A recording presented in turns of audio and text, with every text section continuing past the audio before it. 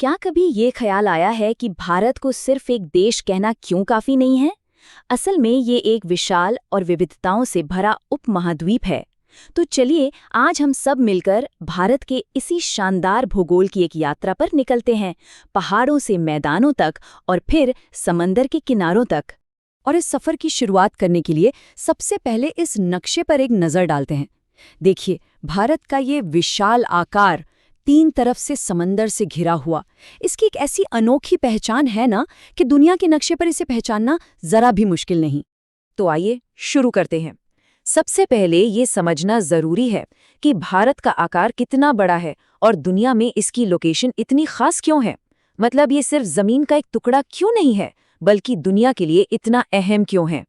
ये जो नंबर है 32.8 लाख वर्ग किलोमीटर, ये भारत का कुल एरिया है।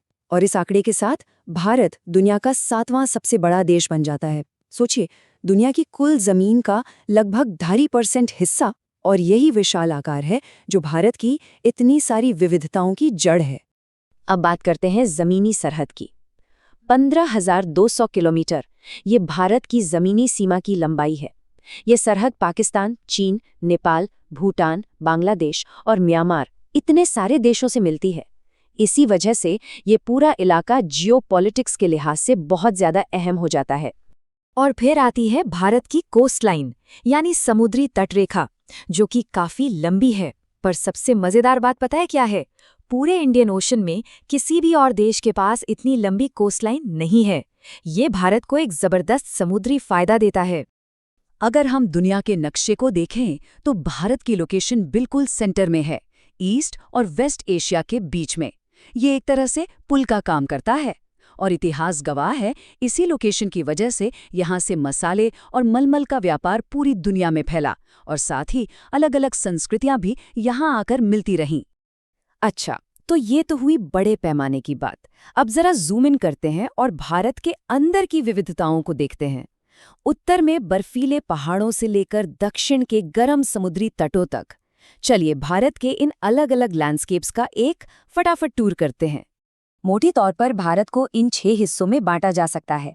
एक तो है उत्तरी और उत्तर पूर्वी पहाड़, फिर आते हैं उत्तरी मैदान, प्रायद्वीपीय पठार, भारतीय रेगिस्तान, समंदर के किनारे वाले तटीय मैदान और हाँ, हमारे द्वीप समूह। आइए इनमें से कुछ दिलचस्प कॉन्ट्रास्ट्स को देखते हैं। यहाँ एक बहुत ही जबरदस्त जियोलॉजिकल कॉन्ट्रास्ट देखने को मिलता है।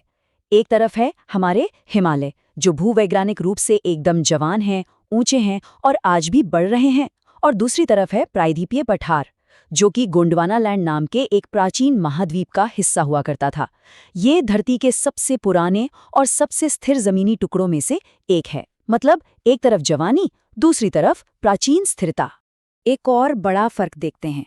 देखिए, एक तरफ ये विशाल और हरे भरे उत्तरी मैदान हैं, जिन्हें हमारी बड़ी बड़ी नदियां सींचती हैं, और वहीं दूसरी तरफ पश्चिम में फैला है सूखा थार रेगिस्तान। यही तो भारत की खासियत है, एक ही देश में कितने अलग अलग रंग हैं। और फिर है ये पतली पतली तटीय पट्टियां, जो हमारे प्रायद्वीप के दोनों तरफ समुद्र के किनारे किनारे चलती हैं। खेती, मछली पकड़ने और व्यापार के लिए ये मैदान बहुत ही ज्यादा जरूरी हैं। एक तरह से हमारी इकोनॉमी की लाइफ लाइन्स हैं। तो अब सवाल ये उठता है कि ये सारे पहाड़, मैदान और पठार मिलकर क्या करते हैं? ये सब मिलकर दुनिया के सबसे मशहूर क्लाइमेट फिनोमेनन में से एक को जन्म देते हैं। जी हाँ, भारतीय मॉनसून। ये कुदरत का एक ऐसा करिश्मा है जो हर साल भारत की जिंदगी को एक नया आकार देता है। तो आखिर ये होता कैसे है? मतलब ये पहाड़, ये मैदान और पठार, ये सब मिलकर मॉनसून जैसे इतने पावरफुल सिस्टम को कैसे चलाते हैं? चलिए इसके पीछे की साइंस को समझते हैं। मॉनसून को समझने के लिए सबसे पहले एक चीज को जानना होगा, इंटर ट्रॉपिकल कन्वर्जेंस जोन, या शॉर्ट में कहें तो ITZ। आसान भाषा में ये इक्वेटर के पास मौसम बनाने वाली एक बहुत बड़ी बेल्ट है। इसे एक तरह की रेन बेल्ट समझ लीजिए।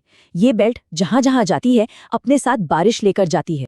तो होता यह है कि गर्मियों में जब भारत की जमीन सूरज की गर्मी से खूब तपती है, तो ये गर्मी उस ITCZ यानी रेन बेल्ट को अपनी तरफ उत्तर की ओर खींच लेती है, जैसा कि हवा के इस ग्लोबल पैटर्न में भी दिख रहा है। तो ये पूरा प्रोसेस 4 आसान स्टेप्स में होता है। पहला, जमीन गर्म होती है। दूसरा, वो गर्मी ITCZ को अपनी ओर खींचती है। तीसरा, समंदर से नमी वाली हवाएं जमीन की तरफ आती हैं। और चौथा और सबसे जरूरी, हिमालय उन हवाओं को रोक लेता है जिससे जबरदस्त बारिश होती है। कितना कमाल का नेचुरल सिस्टम है ना। तो इसमें हिमालय का रोल सबसे बड़ा है।